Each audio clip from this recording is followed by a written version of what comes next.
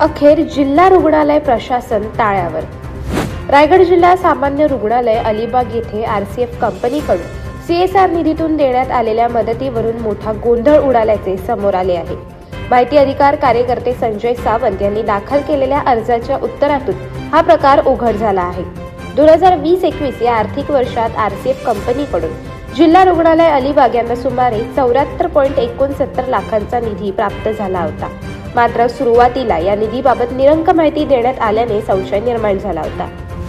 आरसीएफने सन 2020-21 मध्ये सिव्हिल हॉस्पिटलसाठी अत्यावश्यक वैद्यकीय उपकरणांच्या खरेदीसाठी 74.69 लाखांचा निधी रुग्ण कल्याण समितीकडे वर्ग केला। त्यानंतर 2022-23 मध्ये तब्बल 1.37 कोटी किमतीची अत्याधुनिक वैद्यकीय उपकरणे थेट रुग्णालयाला उपलब्ध करून देण्यात आली। याच कालावधीत 18.35 लाख किमतीची आवश्यक औषधे पुरवण्यात आली। कोविड-19च्या महामारीच्या काळात रायगड जिल्ह्यात पीएसए ऑक्सिजन प्लांट उभारण्यासाठी 54.89 लाखांचा निधी जिल्हा आपत्ती प्रतिसाद निधीमार्फत उपलब्ध करून दिला। या उपक्रमामुळे ऑक्सिजन पुरवठा अधिक सक्षम झाला आणि गंभीर रुग्णांच्या उपचारासाठी मोठा आधार मिळाला। सन 2024-25 सिव्हिल हॉस्पिटलमध्ये हायटेक नर्सिंग सेंटर उभारण्यासाठी 25.73 लाखांचे सहाय्य दिले। तसेच डायलिसिस विभागासाठी आवश्यक औषधे व सोल्युशन खरेदीसाठी 20 लाखांची अतिरिक्त मदत देण्यात आली आहे। एकूणच आरसीएफच्या सीएसआर उपक्रमांमुळे सिव्हिल हॉस्पिटल अलिबाग येथील आरोग्य सेवांची गुणवत्ता आणि कार्यक्षमता लक्षणीयरित्या वाढली असून ग्रामीण व शहरी भागातील रुग्णांना मोठा दिलासा मिळत आहे। या प्रकरणाची सखोल चौकशी करून जबाबदारी निश्चित करण्याची मागणी आता नागरिकांकडून होत आहे।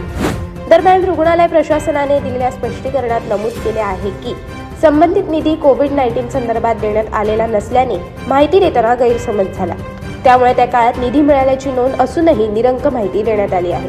प्रशासनाच्या मते हा निधी रुग्णालयातील दुरुस्ती कामे तसेच आवश्यक वैद्यकीय साधन सामुग्री खरेदीसाठी वापरण्यात आला असून 74.48 लाखांचा खर्च करण्यात आला आहे।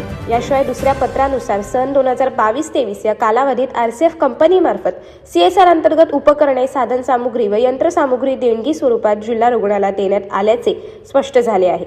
ही उपकरणे प्रत्यक्षात 1 एप्रिल 2023 रोजी रुग्णालयात प्राप्त झाली होती।